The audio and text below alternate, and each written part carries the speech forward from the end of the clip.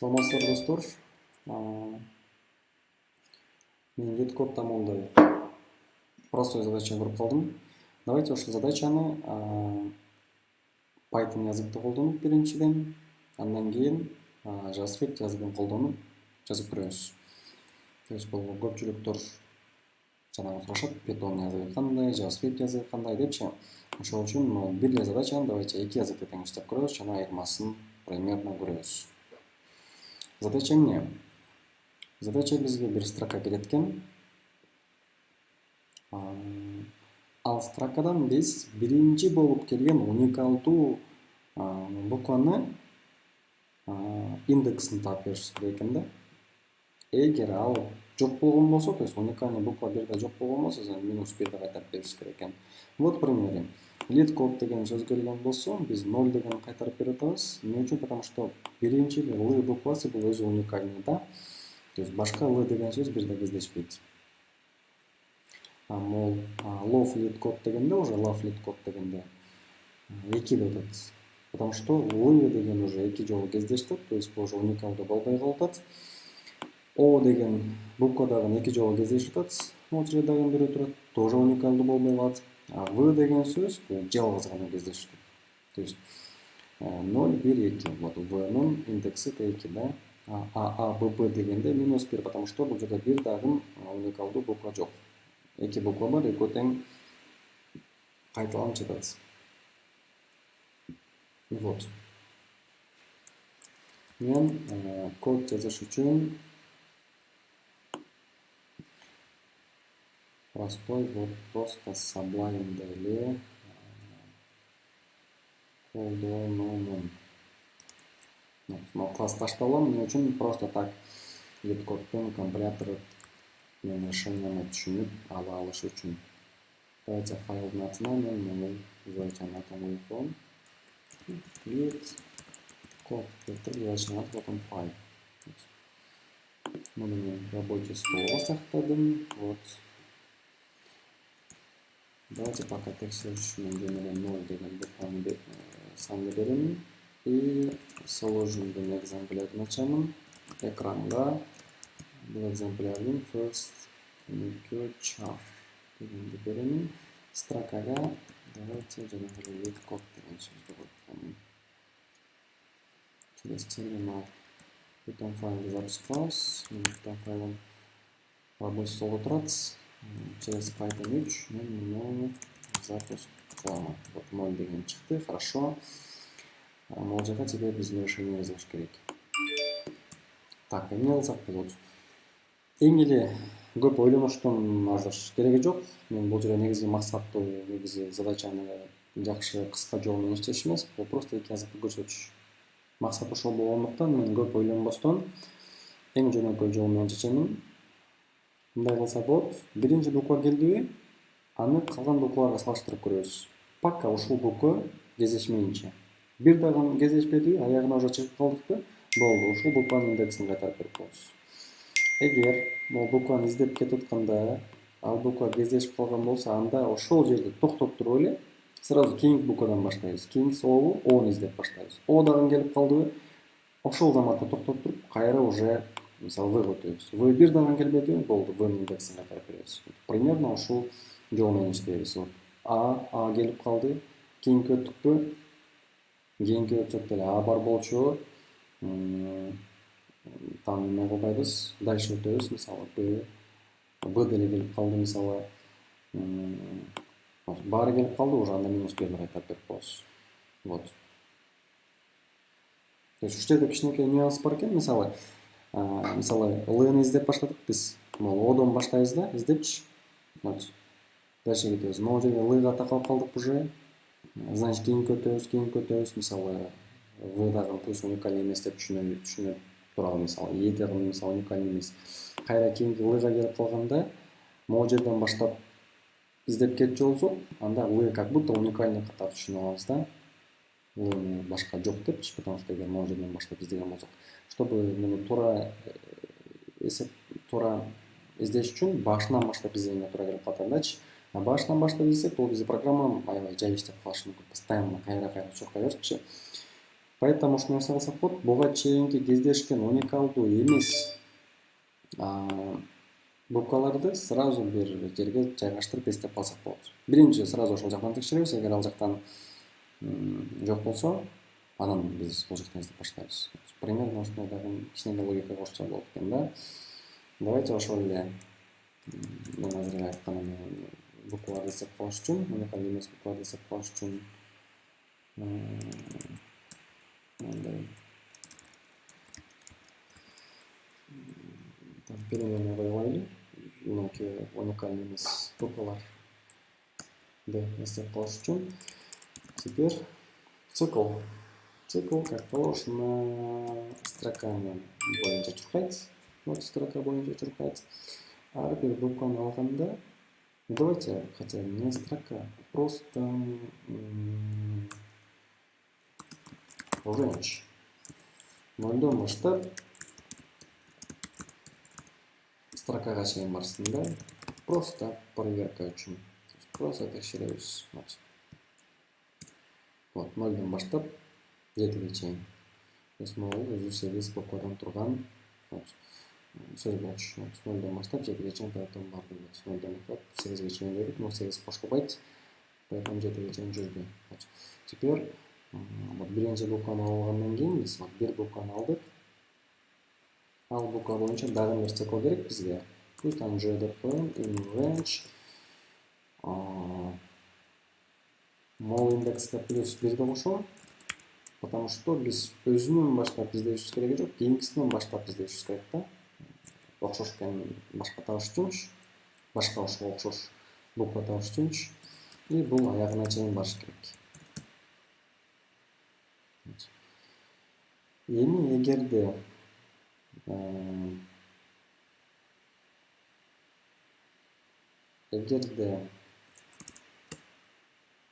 S-тин айынчысы менен S-тин J окшош болуп калган болсо, анда break кылып циклды токтотобуз дагы. Ну да, хотя просто цикл токтотуп, цикл токтотсок, могул цикл токтойт дагы, а могул уже автоматтан кейинге өтөт. То есть break кылганга чейин мен нотун экөөнүн ичине могул букваны кошуп коюшум керек да. Уникальный эмес деген букванча. И могул циклды дагы баштаганга чейин мен бир текшерип коюшум керек. Эгер буква нотун экөөнүн ичинде бар болгон болсо, сразу continue кылып койсом болот. Биз циклды чекпей, сразу кейинге өтүп кеттикчи.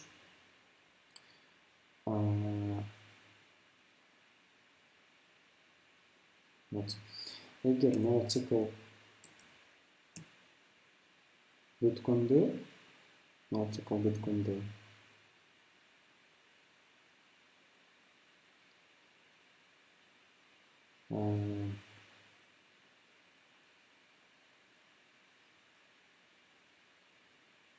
так, бир буква менен чуркады. Могул чуркап эч бирине токтобой баары нормально өткөн болсо,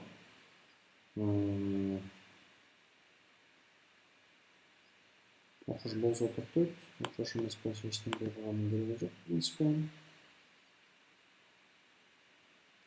баары өтүп кетсе,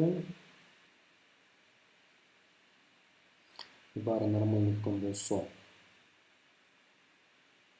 анда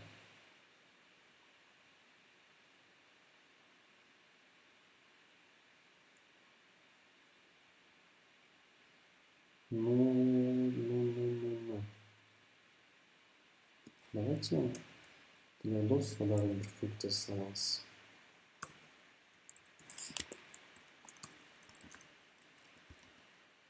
Там get letter index. Ответки пусть интересны, то же самое. Get letter index, кайсы индекстен баштасын, и кайсылар талап издесин. мындай ошол жака эле киргизип салабыз. Просто удобно болуп башталгандырбаш үчүн. Вот как-то. И строкада бериш керек экен. Start жерден башташ керек экен. Мына жерде self index starts I plus 1 start. А вебтер болсо бул издеп жаткан because s plus өзүн беремин. Нөтүнө кеге get some index. Эгер ошонун результаты кичинекей болсо нолдон, да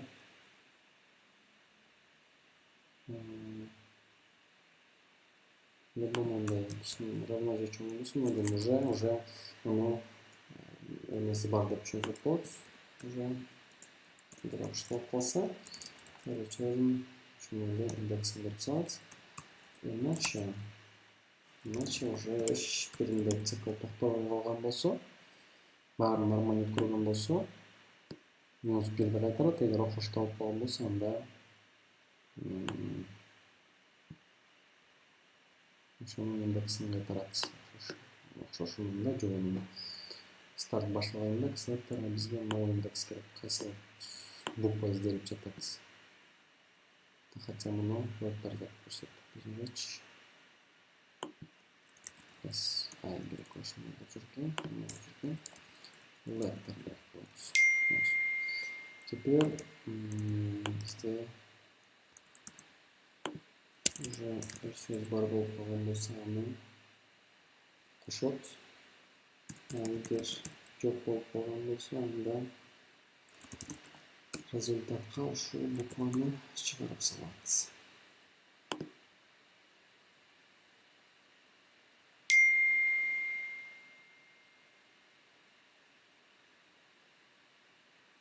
Эгер ушунча циклдун баары жүрүп бир дагы чыкпай койгон болсо, анда чоң думаю, примерно ушундай решение. Эми көрсөтүп элек коддон. Love with кодду уже вэлю көрсөтпөйм. Ну, хотя бул жакта индексти көрсөтүш керек деп атат, а биздин азыр буква көчтөрүп коюп койдум, но ничего страшного пока что. Аны ойлоп коебуз. Теперь эми могу букваны бергенден көрү айдыры берип коюм ушунчу. Минус 1 и код 2 просто код. Ну, примерно ошо чыкты, да. Теперь код менен проверка кылып жанагы эле тесттерге бир коюп көрөбүз, могу тест кейстерге.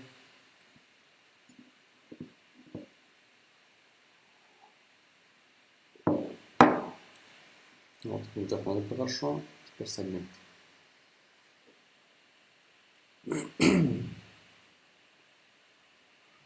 Вроде өттү. Вот, accepted. Хорошо. Вот, задачаны иштедик. Эми мындай. Вот, биз уже логикасын түшүнүп алдык. Хорошо. То есть туура иштелишинче. То есть бул туура идеальный вариант эле дебейм, конечно. Но уже, в принципе, лид-код кабыл үчүн бир нормальный вариант таптык да. А так кээ бирки решение лид-код кабыл албай коет, потому что туура иштеген же болбосо кеч иштеген мененчи. Ну, в принципе, нормально. Эми ушуну эле вот JavaScript'те көрөбүз. Вот JavaScript'те турам. Вот, JavaScript'те мындай шаблон менен керек экенибизге, бул жакта просто функция. Эми тоже сохранить эту лайн. Тоже вид код, название и JS уже. Это JavaScript. Что?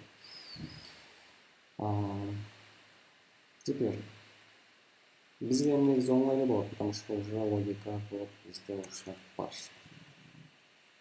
Мону функция керек мага, мисалы JavaScript функцияны вот сейчас function деп и start letter s керек. start letter s. То есть азыр уже Python менен JavaScript'тин айырмасы аз экенин ушул жерден наглядно байкасак болот да. Көп нерсе просто мындай мен көчүрүп салам көп нерсеничи. Ну, конечно, уже Python'да цикл башка, JavaScript'та цикл башкачараак болот. J старттан баштап жатабыз и S-тин длиннасына чейин баратабыз. И ар биринде бирге чоңойот. Цикл JavaScript'та примерно ушундай жазылып калат.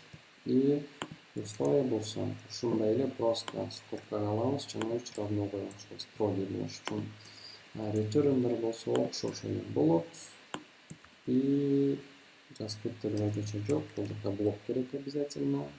Функция уже бирөөсү көчүрүлдү. И основной логика келген теперь. Основной логика бул жакта эле болот.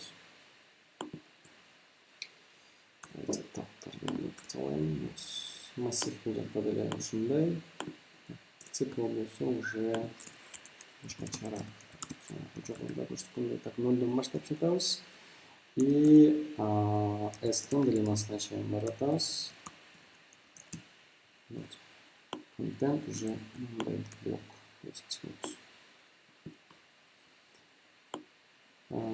Значит, экөөнүн ичинде SI барбы жокпу дегенди текшерген нерсе керек JavaScript'те. In деген оператор JavaScript'те жок болуш керек, иштебей болуш керек ал нерсе.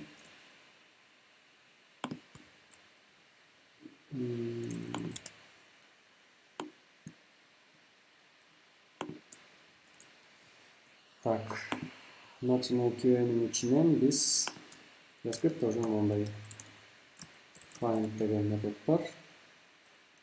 Find L, например. L окшош болуш керек SI-га.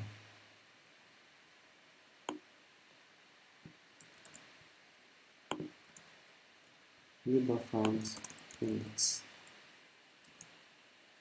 Чоң болсо, -1, то есть табылган болсо, мен индексин аламын. Индекс эгер элемент жок болсо -1 берет, элемент бар болсо, бул ошол индексин берет, элемент индексинде. Continue ошондой эле, но бул жакта нерсени блок керек болот. И скобка.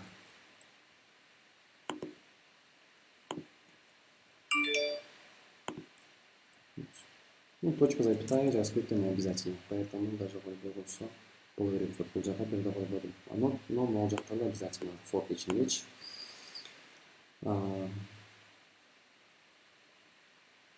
Self кереги жок, бул жака просто функция, биз класстын ичинде эмеспиз бул жакта. Айга бирге болушубуз окшош, бул жактар баары окшош. Мына жакта жанагы айткандай эле скобка болот.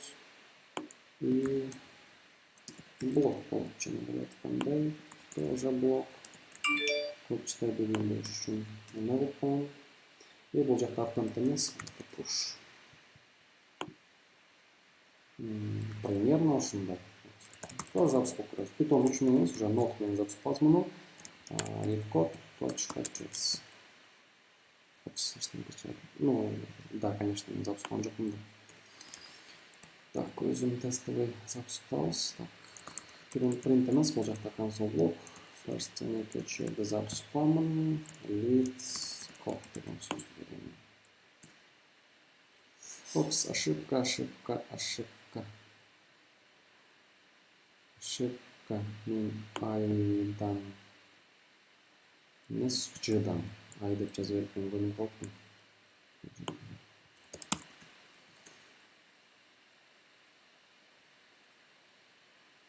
I is not defined.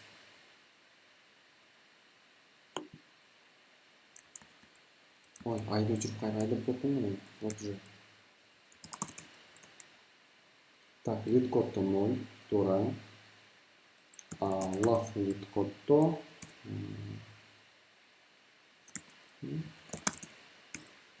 кайра эмнестен алыштык биз? Так. Not an equivalent print index, just find index так болсо.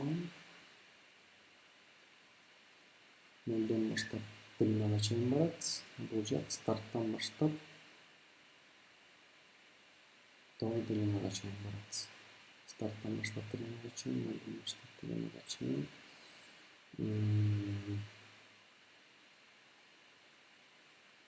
Эгер табылып калган болсо continue деп салат. Жетсем старт таргетти эскертти.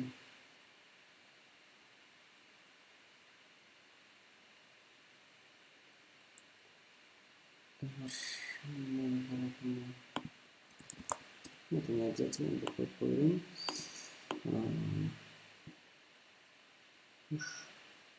Систем oyuncusu. Yes, return all. Love with code.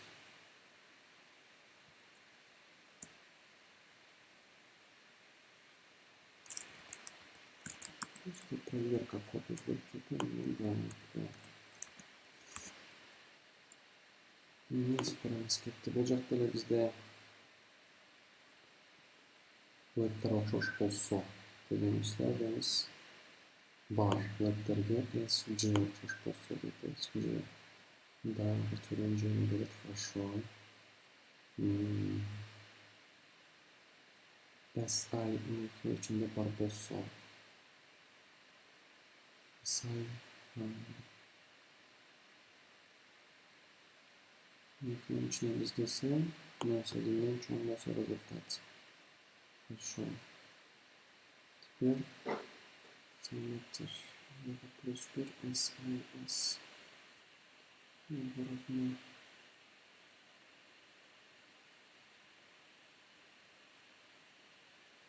return.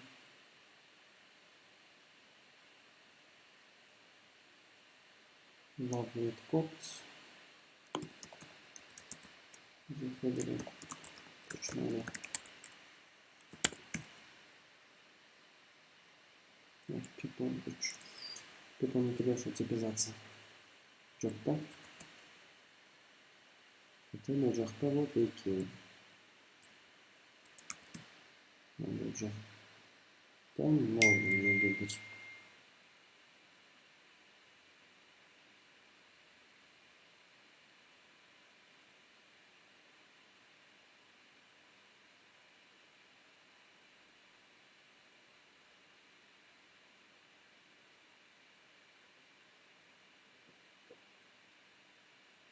Миллиметр.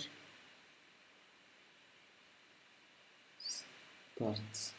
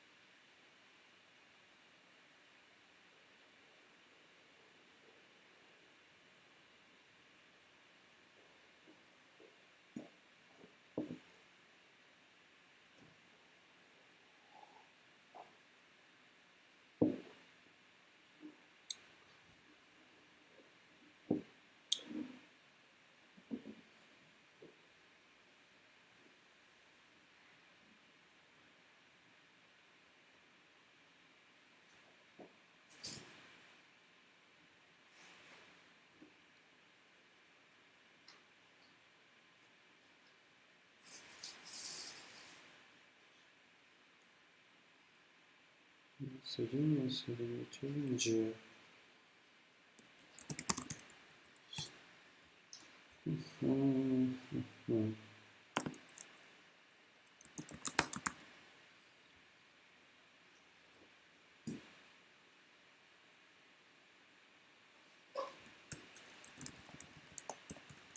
Берег салата. Все. Ну, жакта хотя плюс тут уже плюс бермеген кетет.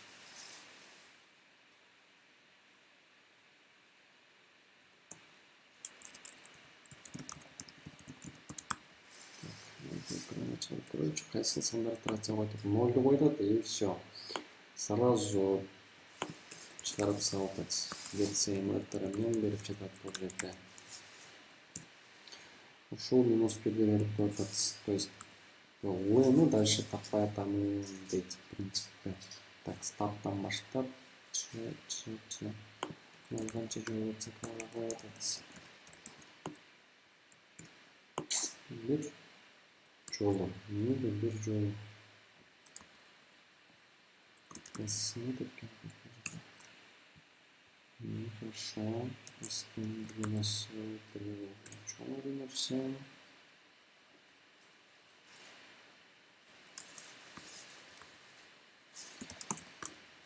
Потому что, да, без менеджерного категории мы говорим, что это минус цикл на сыртқа то это без циклдың içine алып поэтому.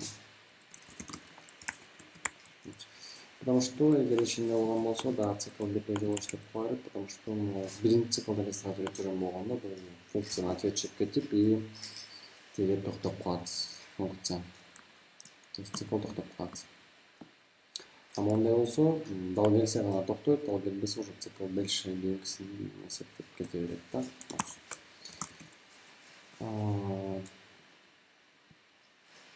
Вот, теперь JavaScript код үйрөнүүнү алып туруп, ну, конечно, мы console log'ду ачып салам. Мен өзүм үчүн алган болчумун. Вот. Теперь тест кылгандарын көрөбүз. Теперь уже JavaScript менен.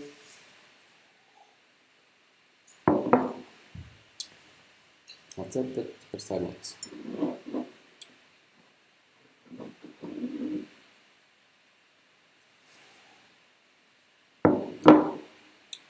Вот, то же самое уже JavaScript менен.